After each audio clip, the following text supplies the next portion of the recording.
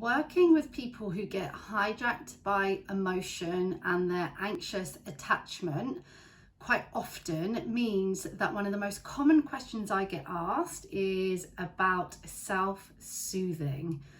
When you are triggered, when the emotion completely floods you, how do you bring yourself back down to earth and prevent yourself from acting out and losing a sense of self in those moments? So what I'm going to talk to you about today is what is self-soothing, why do people struggle with it, and I'm going to give you, if you're watching this on YouTube or Instagram, I'm going to give you 4 tips on how you can self-soothe today.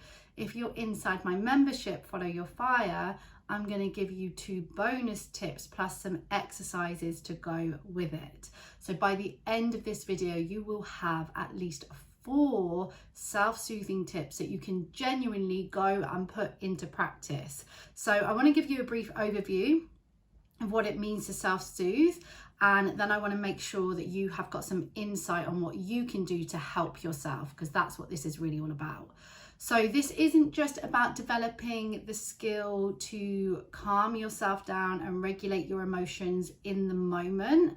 This is also about helping you in the long term to be able to respond to triggering difficult moments instead of reacting, because that's when we get ourselves into those spirals, right? It's when we react. And trust me, as someone who has very, very much been through this myself, I know the process of learning to self-soothe, and I know what happens in those times when you react and then you end up filled with guilt, self-criticism, feeling bad, feeling like you're back at square one. So I want to make sure that you also, yes, you're creating short-term change and able to manage yourself, but also long-term change as well. Because that's what we want. That's what, when you're doing this kind of work, you want to be adopting the tools and strategies that are going to help you in the long term as well. Before we dive in, let me introduce myself. I'm Carly Ann. I support you to interrupt and reshape your attachment style, heal past pain, and develop your true sense of self so that you can follow your dreams and have extraordinary relationships in your lifetime. So let's start with, what does it even mean to self-soothe? What is self-soothing?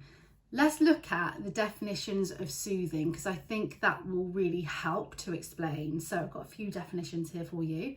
Having a gentle and calming effect. If you think about it, that's what we want when we are triggered and overwhelmed. We want to be able to calm ourselves down. I know there's nothing worse you can say to someone who's feeling angry or frustrated or some kind of intense emotion, but it is true, it is what we need.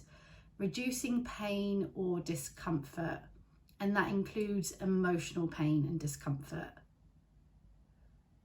That makes somebody who is anxious, upset, feel calmer. I work with a lot of people who get overwhelmed by really anxious, provoking thoughts that send them into a spiral where they then feel really, really out of control. And that's when they will do things and say things and be a person that isn't aligned with who they are. So to be able to catch yourself in that moment and soothe yourself to feel calmer, it's going to have such an amazing ripple effect onto your relationships and, most importantly, on how you feel about yourself. That makes a tense or painful part of your body feel more comfortable. That is what we are talking about in these moments when something has happened. Perhaps you've received a message or you haven't received a message, and you start to feel tense. You start to feel that emotional discomfort. We want you to be able to help yourself in that moment to be able to feel more comfortable again. Because like I say, that's when you're then going to respond in a way that you want to. So we're looking at self-soothing being a way that you can look after yourself, give yourself love, and bring yourself back down from a dysregulated, uncomfortable state, physically, mentally, spiritually. We want to bring, I call it like coming back down to earth. That's what we really want to help you to do in those moments. So when you experience whatever your trigger is, maybe you experience triggers in relationships, when you're dating someone new, when you haven't heard from someone, when your partner tells you they're going to be going out without you. Maybe it's something at work. Maybe it is receiving some criticism. Maybe it's someone else getting some praise, but there is a trigger, and we want you to be able to soothe yourself before it spirals, before you lose minutes, hours, days of your life. We are thinking about those times. A lot of the people that I work with, they dissociate in those moments. They basically feel like they're leaving their body. They might do that through numbing, they might do that through overthinking. It's this form of self-protection where they will dissociate because the emotional pain that they're experiencing that moment, it feels too much. And quite frankly, they don't know how to handle that feeling. So to self-soothe is to be able to come back to your sense of self, to be able to stay in the moment, to rebalance, to restore, where you can then make the best decisions for yourself, to come back to peace and align with who you really are. When we are triggered, we often become a version of ourselves, the hurt part of ourselves, old pain, old wounds, and we are then in that moment someone that you're not really. It's not really who you are. The things that you say, the things that you do, the way that you feel like you lose control, you know it's not who you are. And that's why it makes you feel so awful afterwards, because you know it's not who you are. But the truth is, many people have real struggles with being able to self-soothe. And the tips that I give you today, they will help you to understand that as well, so that you can make some of the changes that need to happen if you are going to successfully start to self-soothe. So let's think about why people struggle to self-soothe. Let's talk about why people struggle to self-soothe. So you weren't taught it, you weren't educated around self-soothing and regulating yourself and understanding emotions. And perhaps you weren't modeled it either. You didn't see the people around you self-soothing themselves or being able to soothe you. Perhaps the parents or caregivers were unable to self-soothe you, unable to self-soothe themselves. It's very possible that they were dysregulated themselves, and this is not a blame game. Self-soothing practices, they're often not the first thing that come to your mind when you're triggered. When you're triggered, you're sensing some kind of threat, some kind of danger, even if it's psychological. And so in those moments, you are primed to act, to freeze, to fight, to flight. You're not primed to kind of take that step back and think, how can I soothe myself and calm myself down? So you have to learn to be able to, yes, assess for risk, but then when you realize there is no danger or threat, to be able to soothe yourself and bring yourself back to reality and down to earth, because otherwise we spiral into places that are so unhelpful. Other reasons it can be difficult to self-soothe is it's a trauma response, that reaction to stress. Some people who have experienced traumas are hyper alert. They tend to live in that state of survival, fight or flight state, and it's self-protection, and they'll tend to spend more time in that state than they do feeling calm and soothed and regulated and content. And so the more you spend time in that heightened state, the more that you are likely to react to life, to situations. You're more sensitive to the world, and so self-soothing, it can be that extra bit difficult. Not impossible, doesn't mean that you can't do it, but it might mean that it just takes that extra bit of focus from you. So let's get started on the 4 tips, because that's probably why you're here, right? Because like I say, this is the question I get. How do we bring ourselves back down when we are triggered? So 4 tips here for you, unless you are inside my membership, Follow Your Fire, in which case you are getting 6 tips. And if you want to know more about Follow Your Fire so that you can get your hands on bonus and exclusive content and so much more, then you can go to the link in the bio and check that out. Let's get started. So the first tip for being able to self-soothe is you have to be able to believe and be willing to take responsibility. This is not a blame game. No one else can do this for you.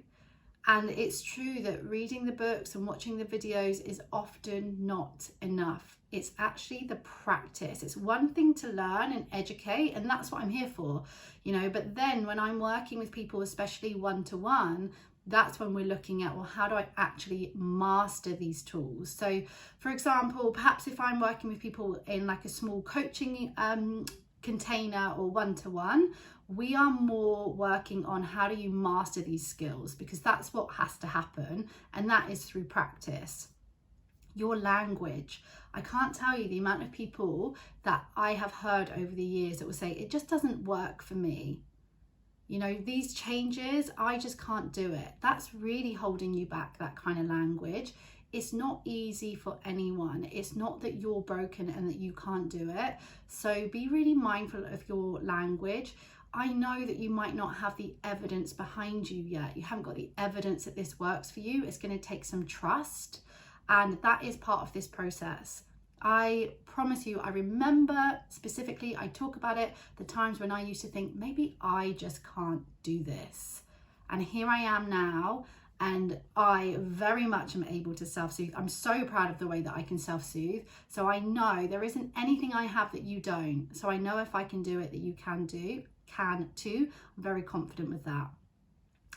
It's not your fault. Like I said, it's not a blame game, but your patterns and your happiness, it is your responsibility. So you're going to have to be the one to step up and say, I'm going to reteach myself these skills. The second tip is to develop awareness. Change doesn't happen without awareness of your patterns, without awareness of what is going on. We have to bring you off of autopilot.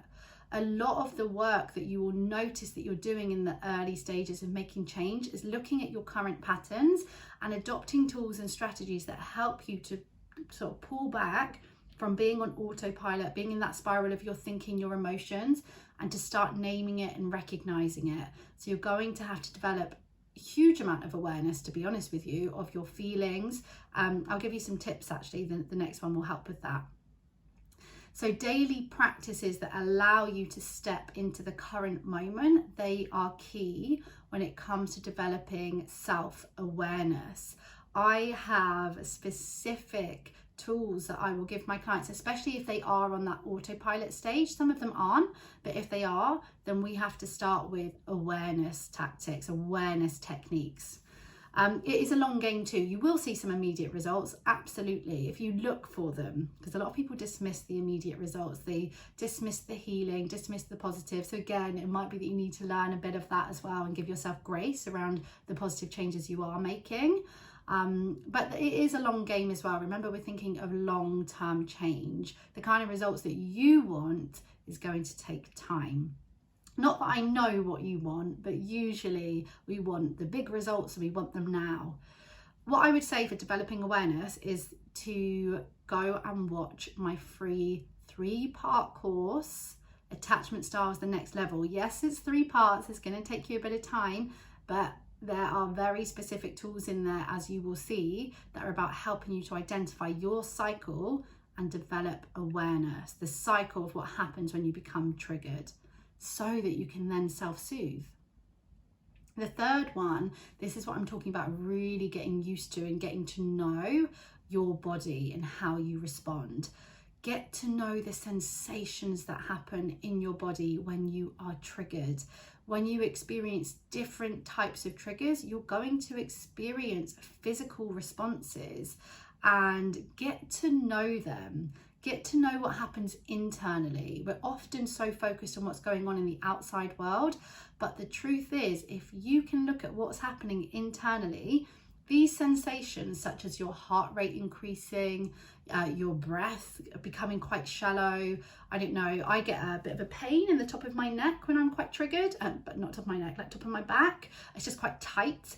I didn't used to be aware of that, but through doing this work, I now know, okay, I feel that. So I know then my next steps. They're a really good warning sign of what to do next, so that you don't go down the same path that you usually do.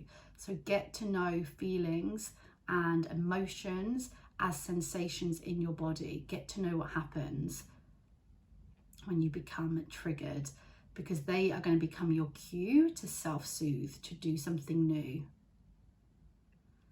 Your fourth tip is healing work. It is to go deeper. When it comes, your triggers are your greatest sign of what you need to work on next. Don't let them pass you by. Don't judge yourself for them. Don't think that you're not changing. Use them in the most powerful way, which is they're your next level. They are your next level. They give you the opportunity to understand why you're hurting. They give you the opportunity to understand what's going on underneath. So if you start dedicating your time to the healing work, what will happen is when you become triggered, you'll be more likely to know, okay, I know what's happening here. I actually understand why I feel this way. And so then you're going to be able to offer yourself more love and more chances of self-soothing in that moment. So the things that you do outside of your triggered times are really, really key. Don't wait for just the moments when you're in it. Do this work outside. Do this healing work outside of it. Inner child communication. I love doing inner child work with the people that I work with, because I think it's so, so powerful, especially when it comes to self-soothing. So I'm giving you a few tips here inside this whole sort of framework of healing work. So inner child communication. Learn what that inner child needs. When you become triggered, when you're unable to self-soothe, there is a part of you that is taken over, that is hurt.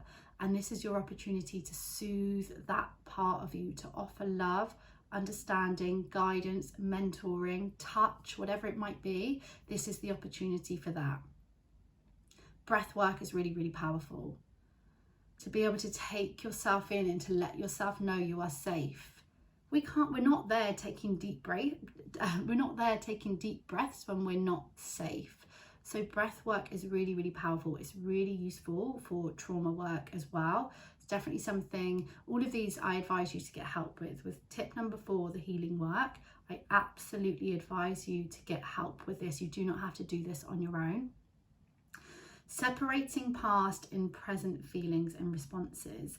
In the moment, if you can get to the point where you can realize that much of what you are experiencing, when you are feeling rejected, when you're feeling hurt or left out, whatever it is that's happening for you in that moment, if you can see that a lot of that feeling, a lot of that reaction is to do with your experiences in the past.